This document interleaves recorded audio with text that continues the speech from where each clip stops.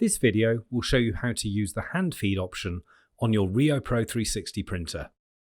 If you need to print a single card on demand, then hand feeding the card may be the most practical option. With your display showing the home screen, press the menu button on the right-hand side. Scroll down to the second option, Hand Feed, and select by clicking the right-hand button. If the hand feed mode is set to off, scroll upwards so the arrow is pointing at on and click OK.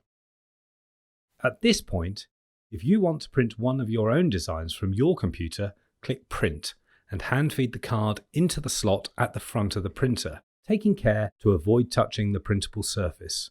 Once one side has been printed, for double-sided printing, turn the card over and reinsert with the blank side facing upwards.